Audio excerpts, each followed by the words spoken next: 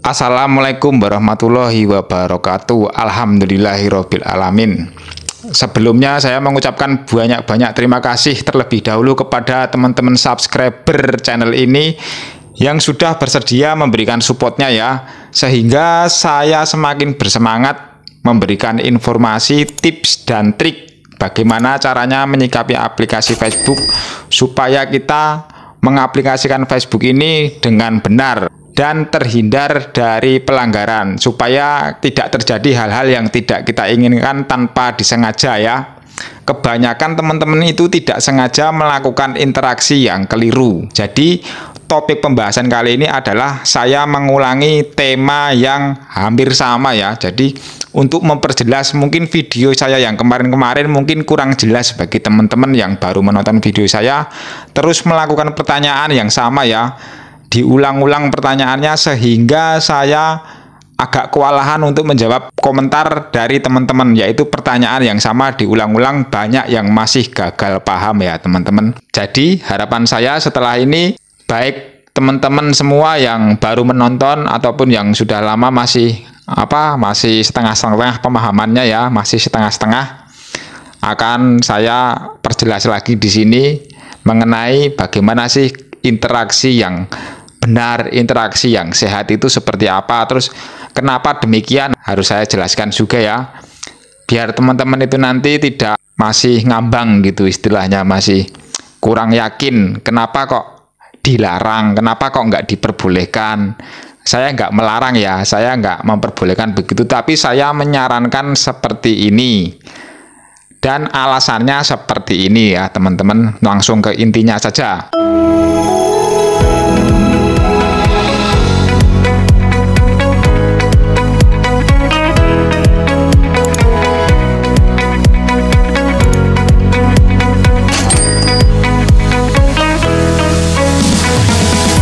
Begini, jadi interaksi yang benar itu jangan ketersalingan dan keterkaitan ya teman-teman. Maksudnya begini, saya dan Anda saling berkomentar di postingan ya. Anda membuat postingan, itu saya komentari, dan saya membuat postingan, Anda komentari juga, sehingga di situ terbentuk saling berkomentar ya, saling meningkatkan kinerja postingan, meningkatkan kinerja konten. Dampaknya sangat jelas ya, itu pelanggaran teman-teman. Kenapa? Sudah tertulis di peraturan kebijakan monetisasi mitra yang bunyinya bahwa antara konten kreator tidak boleh terlibat di dalamnya saling melakukan interaksi palsu, yaitu dengan tujuan mengembangkan kinerja kontennya ya, dalam tujuan supaya meningkatkan penghasilan, yaitu berupa like, komentar, atau jam tayang atau view ya. Itu sangat dilarang dan sudah tertulis di kebijakan monetisasi mitra.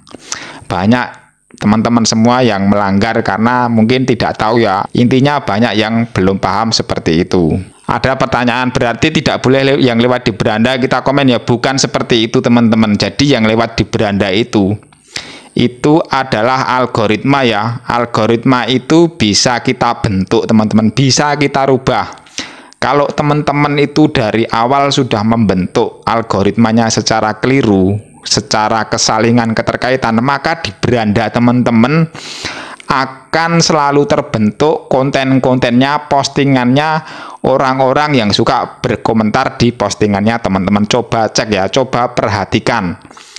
Kalau seperti itu secara tidak sadar, teman-teman itu sudah membangun, sudah membentuk algoritma yang fatal ya, yang salah. Karena di setiap beranda itu pemikiran teman-teman itu adalah rekomendasi Facebook, padahal itu bentukan dari perilaku teman-teman ya, yang awalnya adalah saling berkomentar, saling mengomentari postingan ya. Postingan Anda saya komentari, dan postingan saya Anda komentari juga. Itu saling ketemu ya, berarti saling bertemu, sehingga di beranda itu muncullah postingan Anda di beranda saya, postingan saya di beranda Anda, sehingga saling keterkaitan saling berkomentar ya, kesalingan itu keseringan tiap hari dilakukan berulang-ulang ya teman-teman, tanpa teman-teman sadari itu perilaku keliru, perilaku salah ya. Dan itu sangat terbuka sekali di sistem, sangat terbaca oleh sistem kalau ada datanya itu saling keterkaitan dan kesalingan ya. Itu algoritma yang sangat keliru. Makanya bisa kita rubah teman-teman. Bisa dibuktikan, bisa dirubah. Kalau teman-teman sudah terbiasa melakukan membangunnya seperti itu, maka beranda teman-teman itu hanya dipenuhi orang-orang itu ya. Dan hanya mutar-mutar di situ. Seandainya tambah pun mungkin teman-teman mencari keluar gitu ya, ada yang disarankan tahu-tahu terus sama komentar, terus di berandanya teman-teman yang lain itu juga muncul postingan teman-teman saling berkomentar gitu ya. Jadi kita hindari hal yang seperti itu. Kalau postingannya orang itu suka berkomentar di postingan kita juga muncul di beranda, hindari, jangan dikepoin, jangan dikomentari teman-teman. Itu saran dari saya ya. Mau dipraktekkan monggo, mau enggak juga monggo. Jadi teman-teman kalau berkomentar itu jangan asal-asalan ya, jangan suka berkomentar di postingannya orang-orang yang juga suka berkomentar di postingannya teman-teman, itu tidak benar. Makanya skill kita itu, perilaku kita itu sangat berperan penting di akun Facebook ini teman-teman. Jika di awal itu sudah membentuk algoritma yang keliru, maka pembenahannya pun juga akan sangat berasa ya teman-teman. Contohnya seperti ini, ada pertanyaan seperti ini ya. Nah,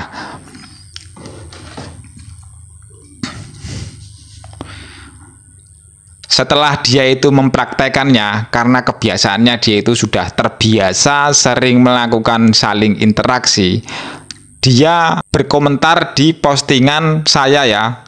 Demikian, seolah dia itu menyalahkan statement saya begini. Makin hari makin memburuk, bukan makin ada perkembangan bang semenjak ngikutin tutorial ini. Berarti kan dia sangat menyalahkan dari statement ini ya. Gara-gara statement ini jadi akunnya semakin buruk, makin tidak ada perkembangan katanya ya. Sedangkan temen yang biasa support nggak aku tonton, yang aku tonton cuma orang baru dan yang disarankan. Karena yang sering support nggak aku tonton, jadi akhirnya nggak ada yang mampir. Penonton baru nggak ada, jadi makin pusing kalau ngikutin tutorialnya. Karena setiap akun berbeda-beda. Kemarin aku nggak ngikutin tutorial, dashboardku hijau. Sekarang baru beberapa hari aku ngikutin tutorial ini, langsung merah semua dashboardku bang. Gimana ini ya? Jadi teman-teman coba pakai akal sehat ya. Kalau beranda kita sudah terbiasa kita bentuk dengan saling support ya, di situ isinya semua itu konten-kontennya ya, konten-konten orang yang bermental saling support.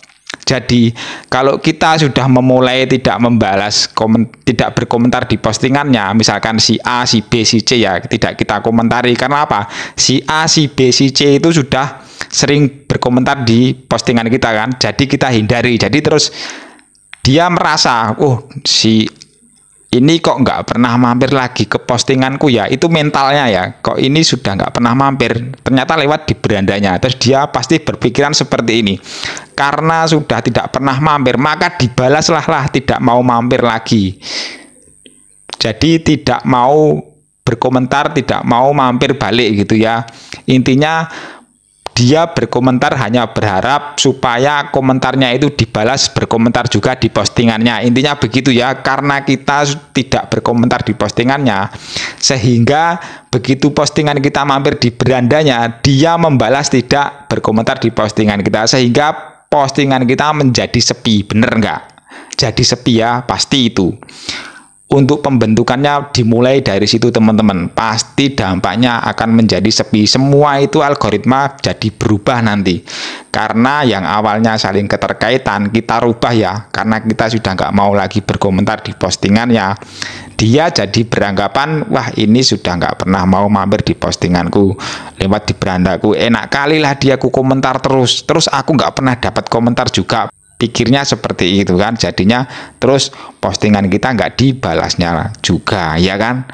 Seperti itu. Jadi kalau sudah awalnya terbentuk saling keterkaitan, ya imbasnya itu pertama kita pasti merasakan postingan kita itu sepi. Tapi ada caranya supaya nanti konten kita, postingan kita itu akan kembali normal dengan datangnya perilaku orang-orang yang mensupport berkomentar itu benar-benar alami ya, berdasarkan dia itu suka dengan konten kita. Jadi dia itu berkomentar karena pemahaman dia itu memang dia menyukai konten kita, atau dia tidak mengharap balasan komentar balik. Intinya sudah tidak ada ketersalingan lagi, sehingga komentar tersebut kita dapatkan dengan komentar yang alami, yang original, dan yang datang itu pasti orang-orang baru. Kalau dalam tahap pemulihan yang pertama sepi langsung rame itu mustahil teman-teman. Pasti ada tahap penyesuaian dulu, menyesuaikan algoritma, berubah dulu ya, berubah dari sepi. Nanti kalau udah sepi, algoritma itu akan mencari ke penonton-penonton yang baru teman-teman. Jadi gak usah khawatir, yang penting tipsnya ya, tips dan triknya itu teman-teman nanti membuat konten secara konsisten, satu tema ya, satu tema secara konsisten dibuat setiap hari dengan konten yang menarik. Kenapa? Supaya eksistensinya terbentuk oleh sistem dan dikenali sistem, mudah terbaca oleh sistem. Makanya sistem akan merekomendasikan jika sudah terbentuk. Kalau belum terbentuk, tidak akan terbaca eksistensinya, tidak akan terbentuk kalau belum terbiasa kita mengonten setiap harinya ya. Apalagi kalau random, kalau tidak satu tema itu susah kali teman-teman, susah kali itu terbaca oleh sistem. Karena berdasarkan pengalaman ya, yang sudah pada senior semua itu, yang sudah pada mengalami viral itu, dia menggunakan satu tema ya, posting setiap hari. Begitu ada satu video nanti yang viral, maka video berkelanjutan lainnya juga akan menyusul ikut viral teman-teman. Ini konsepnya ya, yang saya maksud di sini itu adalah demikian teman-teman. Jadi kalau teman-teman mengikuti arahan dari interaksi yang benar di sini, karena awalnya terbiasa membentuk algoritma yang keliru dan sekarang berubah ke algoritma yang sehat, pasti pertama mengalami sepi ya, karena algoritma akan menyesuaikan terlebih dahulu. Kenapa? Ya karena mentalnya perilaku saling support, saling berkomentar, saling like itu nanti akan dia pergi dengan sendirinya, sehingga dia nanti tidak akan mampir di konten kita. Konten kita akan mulai dari nol lagi, mencari audiens, mencari penonton yang alami, yang benar-benar suka dengan konten kita ya teman-teman. Semoga paham. Nah gitu ya. Jadi pembahasan kali ini semoga teman-teman semakin paham apa yang saya sampaikan. Oke, kurasa hanya begitu saja ya yang saya sampaikan. Jadi kalau pertama kita rubah dari algoritma yang keliru ke algoritma yang sehat, itu pasti mengalami sepi dulu. Tapi nanti buktikan setelah beberapa hari berkelanjutan bisa konsisten membuat postingan yang satu tema, pasti nanti ada komentar-komentar baru ya. Tanda-tandanya nanti nama, di samping nama itu ada tulisan ikuti, itu tandanya orang baru mampir. Karena saya sudah membuktikan teman-teman, banyak komentar dari orang-orang baru setelah saya mempraktekkan seperti itu.